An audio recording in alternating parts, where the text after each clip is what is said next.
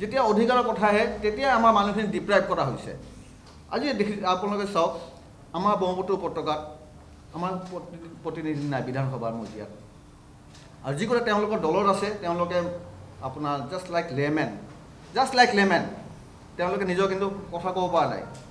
কিমান মানুহ D voter বনাইছে, দুলাল পালক হত্যা কৰা হ'ল, সুব্ৰত দেক হত্যা কৰা হ'ল, তেনেকুৱা কৰি আমাৰ কিমান মানুহৰ লিষ্ট দিব পাৰিম।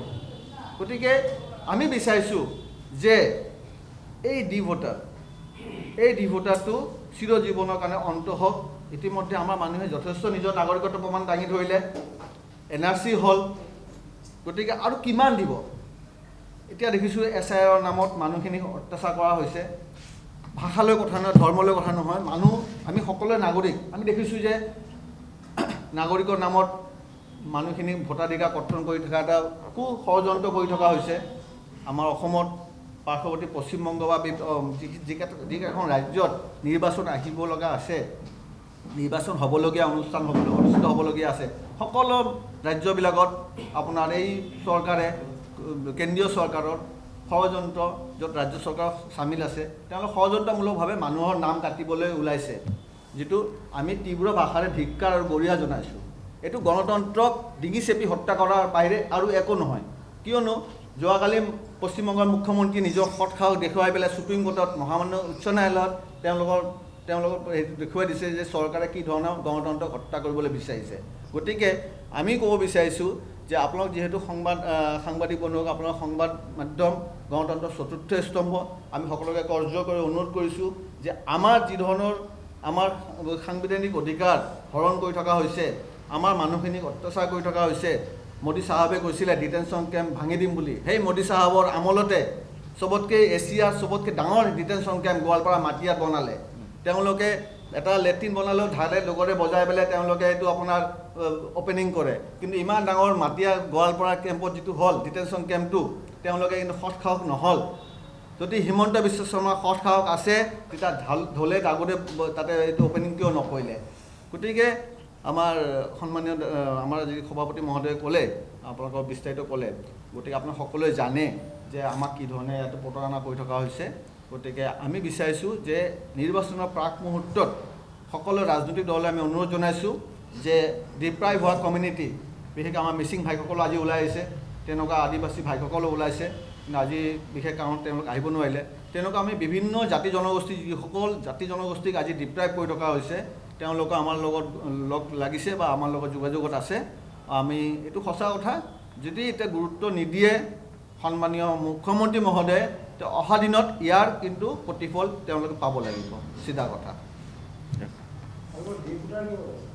আচ্ছা, মাননীয় সাংবাদিক বন্ধুসকল, আমি ডি ভোটাৰৰ বিষয়ে অলপ আলোচনা কৰিছোঁ। ডি ভোটাৰ এতিয়া গভমেণ্ট মানে হেৰি মতে 94,000 এজ পাৰ গভমেণ্ট ডিক্লেৰেশ্যন।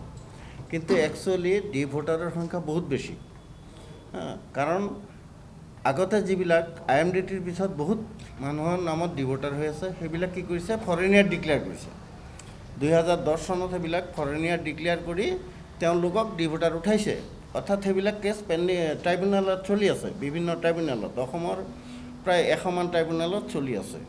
প্ৰত্যেকটো ডিষ্ট্ৰিক্টত 6টাৰ পৰা 7টা কৰি ট্ৰাইব্যুনেল আছে, কিছুমানৰ 2টা-3টাও আছে। তো সেইবিলাকত চলি আছে।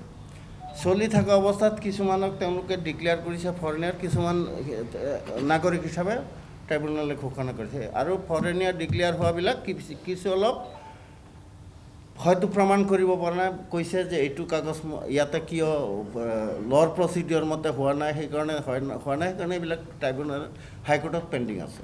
সেই ক্ষেত্ৰত দেখা গৈছে যে কেইবা লাখ ডি ভোটাৰ ইতিমধ্যে ট্ৰাইব্যুনেলত চলি আছে। সেইবিলাক কিন্তু ইয়াতে এই হিচাপত 94,009 হিচাপত অহা নাই।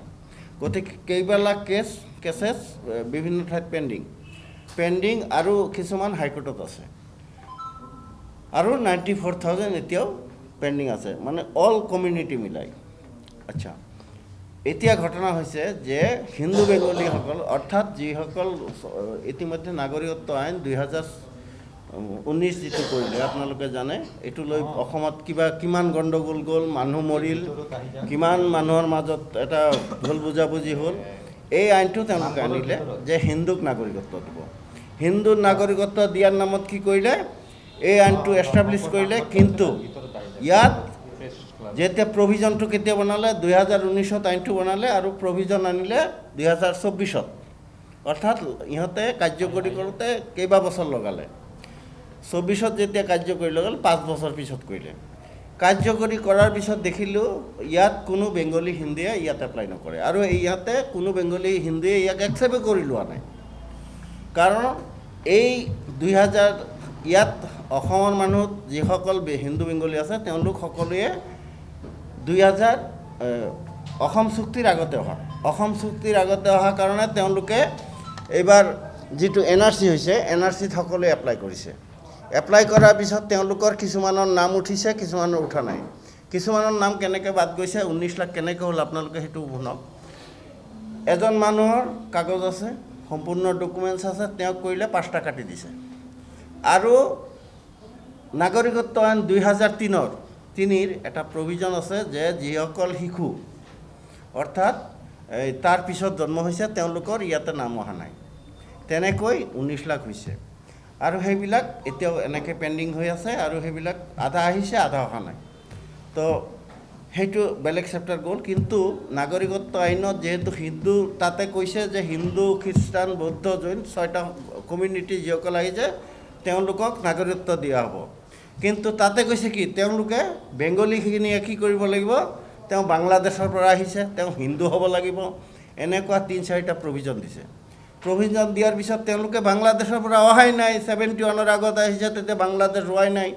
বিফৰ পাৰ্টিশ্যন তেতিয়া ইষ্ট পাকিস্তান আছিল, ধৰ্মৰ ভিত্তিত দেশখন ভাগ হৈছিল, আৰু সেই পাৰ্টিশ্যনৰ কাৰণে তেওঁলোকে ভয়ত শৰণাৰ্থী হৈ তাৰ পৰা আহিব লগা হৈছিল। আহি ইণ্ডিয়াত অৰ্থাৎ ইণ্ডিয়া অসমসহ ইণ্ডিয়াৰ বিভিন্ন ঠাইত বসবাস কৰিছে। তেওঁলোক এতিয়া যিখিনি অসমত আছে তেওঁলোকে কেনেকৈ ক'ব যে আমি বাংলাদেশী বুলি নকয়। সেইকাৰণে কোনেও এতিয়ালৈ এপ্লাই কৰা নাই।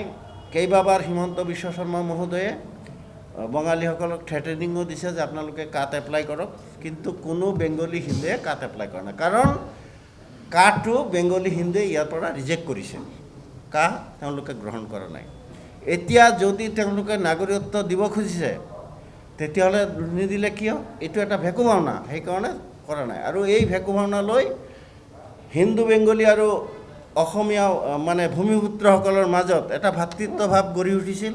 সেই ভাতৃত্বভাৱটো নষ্ট কৰি দিছে এই হেৰিয়ে, বৰ্তমান এই নাগৰিকত্ব আইনে। গতিকে আমি নাগৰিকত্ব আইন গ্ৰহণ কৰা নাই, আৰু যিসকলৰ নাগৰিকত্ব দিব লাগে অসম চুক্তি মতে, অসম চুক্তি যিহেতু আমি সকলোৱে মানি লৈছোঁ, অসম চুক্তি মতে তেওঁলোকৰ কাগজ পত্ৰবোৰ চাই তেওঁলোকক ডিক্লেয়াৰ কৰক। কাৰণ ইয়াতে বৈষম্য দেখা গৈছে বিজেপি চৰকাৰে কি কৰিছে, আপোনালোকে জানে যে কিছুমান মানুহক নাগৰিকত্ব ঘোষণা কৰিছে, অৰ্থাৎ খিলিঞ্জিয়া। কিছুমানক কৈছে, নেপালীসকলক কৈছে তোমালোকে যিহেতু আমাৰ ভোট দিয়া নিঃচৰ্তভাৱে, এবাৰ তোমালোকে খিলিঞ্জিয়া, তোমালোকৰ যিবিলাক ডিভোটাৰ আছে, বিদেশীৰ কেছ আছে, এইবিলাক খতম। চৰকাৰে কৰিছে, কেবিনেট ডিচিশ্যন লৈ উঠাই নিছে। কোচ ৰাজবংশী বিভিন্ন জনগোষ্ঠী যিবিলাক বাংলাদেশ বা ইষ্ট পাকিস্তানৰ পৰা আহিছিল তেওঁলোককো কি কৰিছে, কিছুমানক গ্ৰহণ কৰি তেওঁলোকক খিলিঞ্জিয়া ঘোষণা কৰি তেওঁলোকক বাদ দিছে। কিন্তু বেংগলী হিন্দুক এটা বাদ দিয়া নাই।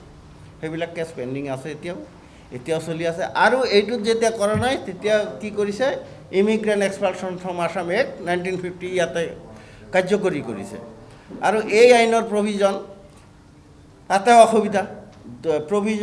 প্ৰভাইজৰ 2B আছে যে যিসকল শৰণাৰ্থী তেওঁলোক এই আইনৰ দ্বাৰা তেওঁলোক নাগৰিক, অৰ্থাৎ তেওঁলোক শৰণাৰ্থী, তেওঁলোক মানে এই পুছবেক বা কিবা কৰিব নোৱাৰে। সেইটোতো এতিয়া সম্পূৰ্ণ লাগু কৰিব নে নাই আমি নাজানো।